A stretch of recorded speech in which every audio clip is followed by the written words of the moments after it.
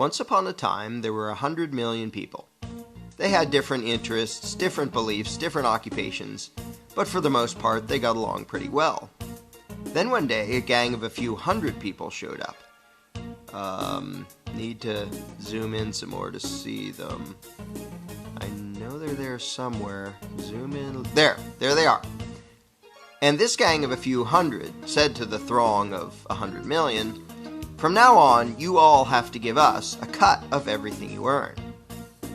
This is an accurate graphical comparison between the number of American taxpayers and the number of U.S. congressmen. And the throng said, "Gosh, do we have to give you a cut of what we earn?" And the gang of a few hundred said, "Yes, you have to." And the throng said, "Well, okay, I guess we have to." And one little troublemaker asked, "What if we don't?"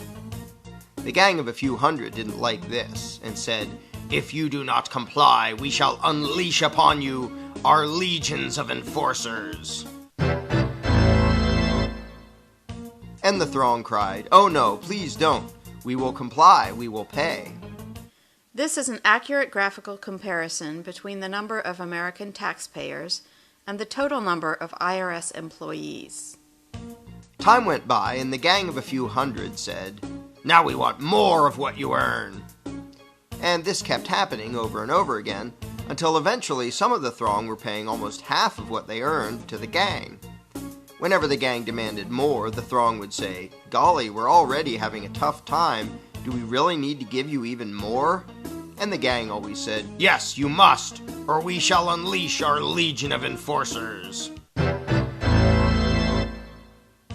Now the gang of a few hundred was getting trillions of dollars every year, spending it on wars and pyramid schemes, giving away goodies to their friends, buying influence, and doing lots of other things.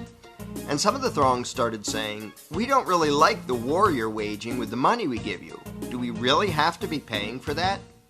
And the gang said, "Yes, we demand it. Don't make us send out our legion of enforcers." And some of the throng said, "You're taking our money and giving it to huge corporations and giant banks, and some people who just don't want to work. A lot of these things we don't like." And the gang said, "We don't care. We will decide how to spend it. You just do as you're told, or else." And the throng said, "Okay, I guess we have to." But eventually the throng got so fed up, so angry, that they took a drastic step. One day they said to the gang, "We don't like what you're doing. We want a new gang." And after pouring a huge amount of time and money into the effort, they replaced the gang with a new gang. Then the throng pleaded with the new gang, "Now, at long last, can we keep our own money, or at least keep more of it?" And the new gang said, "Sorry, but after much discussion, we've decided that you can't. You have to keep giving us what you've been giving, in fact, a little bit more than before." The throng was distraught and said, "This is dreadful. But after all, what choice do we have? I mean, they say we must comply, and they have that scary legion of enforcers. We're powerless against them.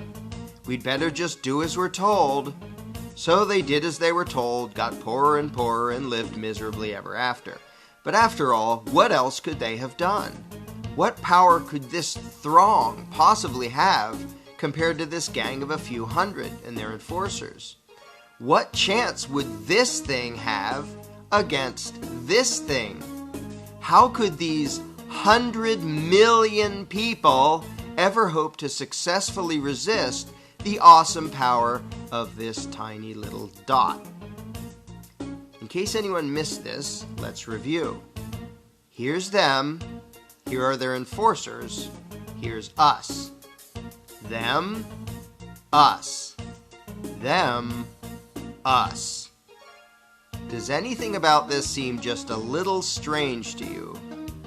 Are you perhaps wondering, why does the throng need the permission of the dot to do anything? Why do these people feel the need to ask this tiny little dot if they can keep more of what they earn?